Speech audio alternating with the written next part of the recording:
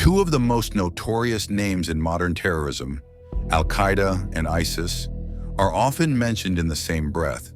But despite sharing some ideological roots, these two groups have clashed violently, split over deep differences, and taken very different paths. Today we dive deep into their origins, beliefs, leadership strategies, and how they see themselves in the global jihadist movement. This is not just a history lesson. It's a story of rivalry, ideology, and power. To understand both groups, we have to start in two different war zones. Al-Qaeda was founded in 1988 by Osama bin Laden, emerging from the Mujahideen fighters who resisted the Soviet invasion of Afghanistan. It began as a network. Al-Qaeda means the base in Arabic, built to coordinate Islamist fighters and spread the jihadist cause globally. ISIS, on the other hand, traces its roots to Abu Musab al-Zarqawi, a Jordanian militant who formed Jama'at al-Tawhid wal-Jihad in 1999. After the U.S. invasion of Iraq in 2003, Zarqawi pledged allegiance to bin Laden in 2004, forming Al-Qaeda in Iraq, AQI. But from the start, there was friction. Zarqawi's extreme brutality and sectarian massacres put him at odds with bin Laden's leadership.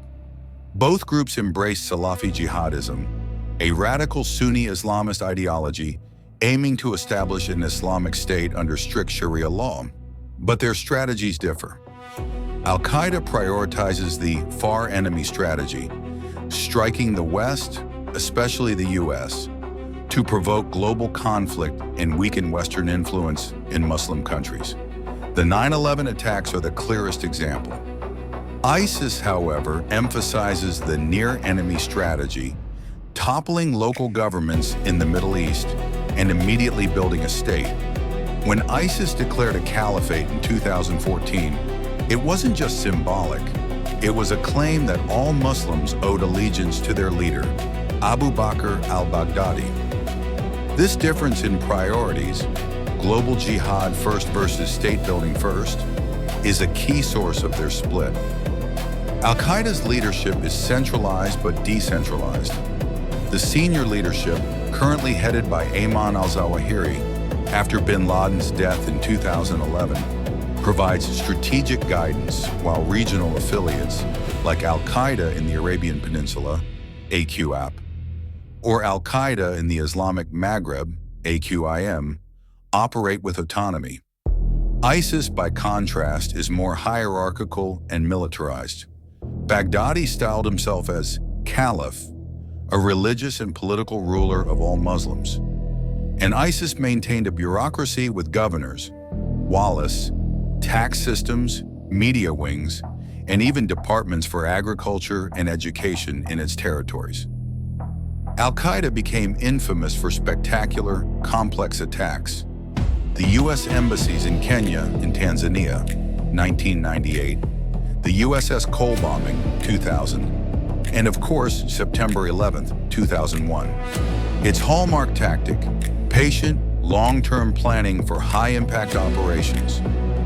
ISIS took a different path, shock and awe. Their hallmark was extreme violence, filmed executions, rapid territorial gains, and brutal enforcement of their laws.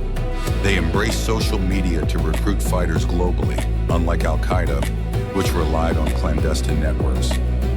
Al-Qaeda's influence is spread across the globe, from Yemen and Somalia to the Sahel in Southeast Asia, mostly via franchises and allied groups.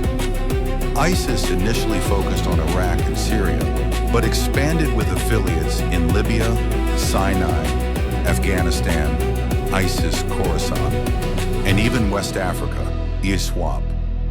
Unlike Al-Qaeda, ISIS tried to control and govern territory outright, not just operate within it.